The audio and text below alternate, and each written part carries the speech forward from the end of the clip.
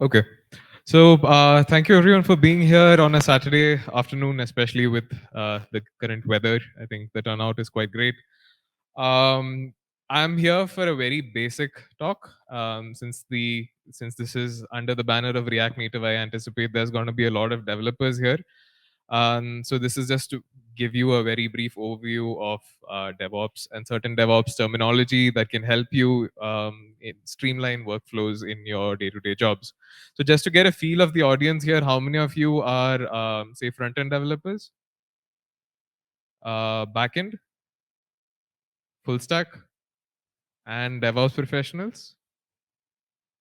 Okay, yeah, that's more or less what was expected. So I think we are good here. So let me just give a very quick introduction of myself. I'm Robin.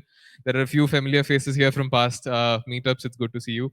I am a technical architect at IoTIFY.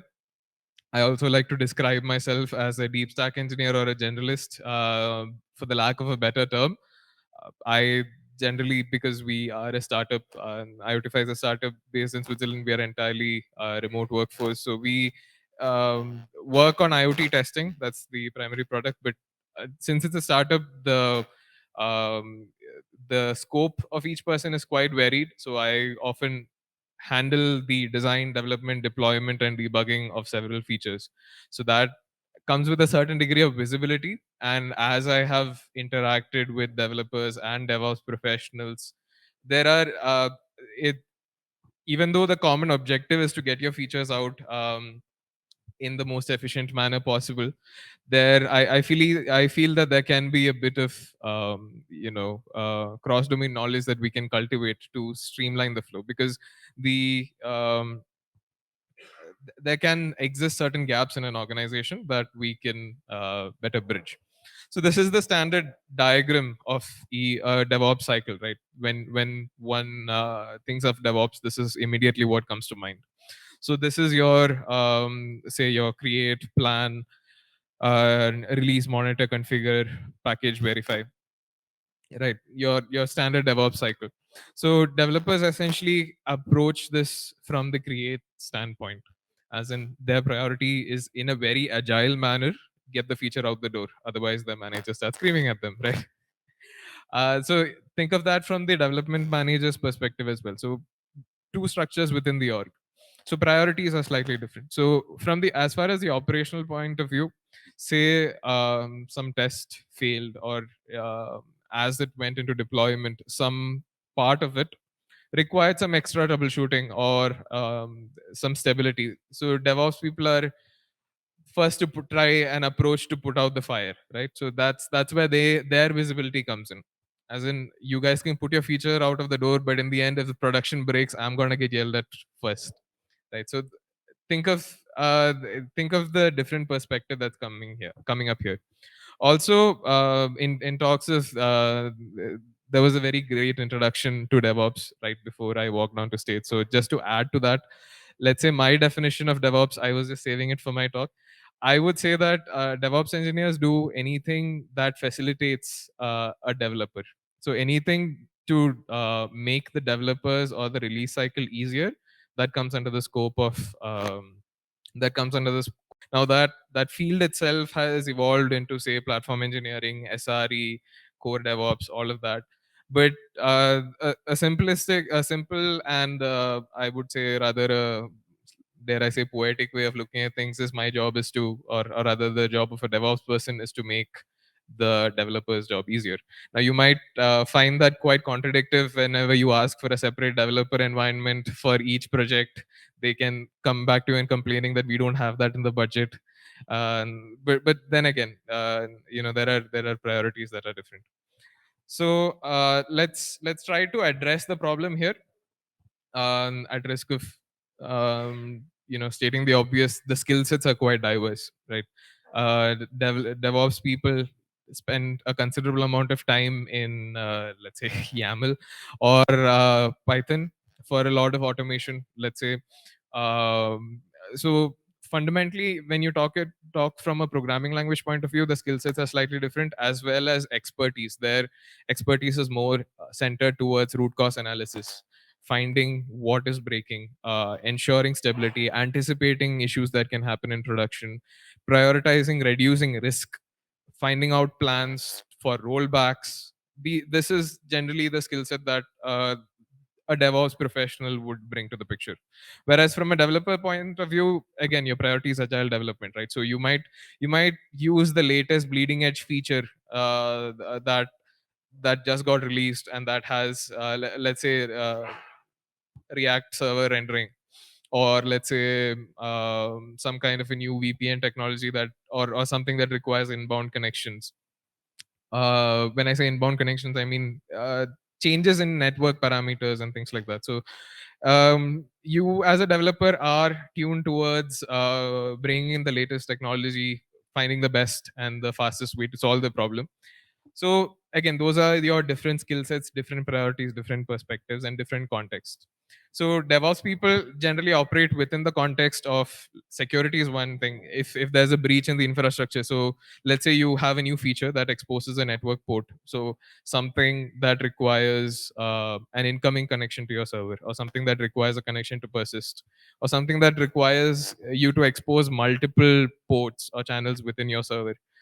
All of these are concerns from a DevOps point of view. So this is the cliche meme that comes up whenever you talk about containerization or virtualization or even DevOps, right? Uh, Something happens in production, you get a say a rollback happens, and then you approach the developer, either the tester or the DevOps person approaches the developer, saying what's going on, and then you say it works on my machine. So in the call for proposal of this talk, I basically mentioned this is the usual dialogue. So let's talk about your machine. And what we are going to do today is come across or cover some basic topics that will help you communicate better. Um, Again, my PowerPoint will not have definitions or a lot of dense information. It's just a visual tool to keep me on track. Otherwise, I can go on tangents. So the intention of this talk is to get you familiar with some terms and terminology that they might talk of, jargons, or let's say again, context that will help you anticipate or understand their issues much easier, and you know troubleshoot and get stuff out of the door much faster and much more effective. Also, I think a lot of this can be addressed by building a bit of cross domain knowledge. Of course, we have very busy work schedules, and uh, 8 hours in a workday is sometimes not enough. So I'm actually quite happy that there's a talk coming up about home labs that will actually help you with some of this learning aspect of things, wherein you can tinker some of this out yourself and get a better understanding of things. So whether it is a CI/CD pipeline, is it okay? Okay. So whether it's a CI/CD pipeline or whether it is a Kubernetes cluster, right now there are very easy things that you can spin it up yourself, get a feel of things. And as a programmer, you might not be very aware of where your code is getting executed. So you get a better understanding of that operational context or that deployment context when you try some of the yourself. So that's one that's some of the things that you can do to make things a bit better here. A few terms in this space that we can quickly glance over. I initially had a plan to show you a basic GitHub Actions workflow, but for the sake of time, we'll leave that for a future meetup. Containerization. Anybody aware of what containerization means apart from the DevOps guys, the engineers, I guess? Anybody who doesn't know what containerization is? Okay. So uh, coming back to this meme, there's another version of this meme which says, then we'll ship your machine. That in essence is if it works on your machine, we'll ship your machine. So what containerization essentially entails is you take your code, you take your runtime, as in let's take Node.js for example. So what is Node.js? It's a runtime, right? It's not a language. It's a runtime.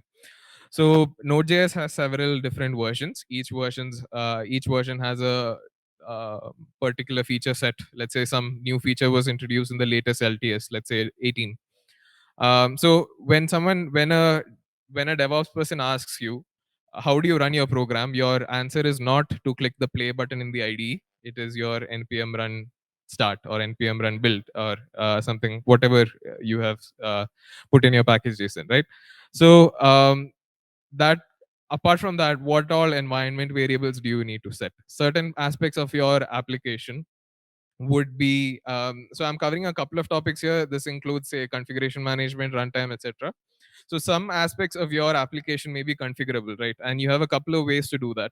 Either fetch it from a remote repository, instantiate it, or simplest way that we tend to do things is environment variables. So before running your application, what environment variables need to be set? How do you are there any particular other connections or network ports that need to be opened up? All of this comes under your execution context. And all of this context, say, when you started developing your application or when you set up your dev environment, maybe you would have had, for example, this is a very niche use case, but if you have something monitoring the file system, there is a certain flag in the Linux operating system that you need to set to ensure that the number of files that are visible to the watchdog for changes. This is a very niche application. You would have come across that error when you were developing, and you would have fixed it, and then you would have forgotten about it. Now feature is developed, it goes to production, and say this is not written down or documented in your execution context. That is definitely going to break in your build pipeline. So your runtime, your configuration management, all of this comes on all of this. You need to essentially document it. Easiest way is ensure that your application is containerizable. So you write something. Right now, the de facto technology is Docker. So you write something called a Docker file. So how you can set up your application in a basic. Assume that you just finished a fresh install of Ubuntu, or let's say a basic Linux. How can you get your application up and running in that context is what you need to keep track of. Any even however minute it might be, any change that you make to that context needs to be noted down, that needs to be taken care of. And you can even get it done, get it up and running with something called Docker Compose to ensure that all of your environment variables are accounted for and everything. Feature toggling. So this is again needs to be this is again intersection of, say, developer and DevOps. This needs some planning from the DevOps side as well during when your feature is being implemented. So say you do a giant release, or with you do a mainline release or a beta testing release of your particular feature. Sometimes you don't want it to be toggled for everyone, or you do not want it to be toggled all the time. A good example of this is your Instagram UI. Every time I try to share something with someone, the share button keeps jumping around. The UI changes quite often. So this concept is called feature toggling, or remote configuration management. It essentially means that the runtime configuration can be fetched from an external source. Either that could be from a database like DynamoDB, or you can have that as a parameter within your database, or you can have something called AWS app config and then fetch the configuration from there. Running a bit short of time, so I'm going to go a bit faster. Please stop me if you need a bit more visibility. We have a panel discussion as well for answering your questions further. Open telemetry is a very interesting field these days. So a lot of us, a quick and dirty way of doing logging or monitoring is console.log, right? And we might even use something like Winston, or let's say even Datadog clients to get insight into what's happening during the runtime. Another standard that's coming up in this field is open telemetry, so that you can you can have a plug and play ecosystem in terms of, let's say, you use Grafana Loki or some other kind of log aggregator. It essentially specifies a standard in which you can record logs, as in capture logs, as well as have a tracing. So if something breaks, it's it happened by this instance of this microservice running on this node. So you get a full trace of where the error happened.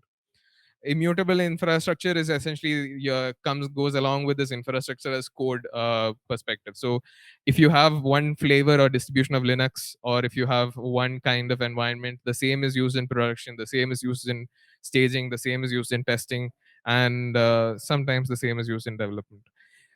Chaos testing, this is something that was pioneered by Netflix. It's essentially where you try to break things in your staging itself so that you have better visibility into what happens when something breaks in production, and you can plan and budget and account for it.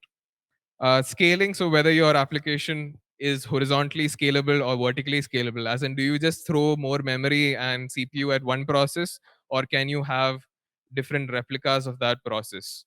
Uh, that can sound quite simple, but there are design considerations you need to do as a developer, or as an architect, or as a senior developer, whoever is making those decisions, to ensure that if another instance of your application comes in, it has its own identity and it doesn't try to replicate your database connections. There is queuing happening, and you don't run into race conditions.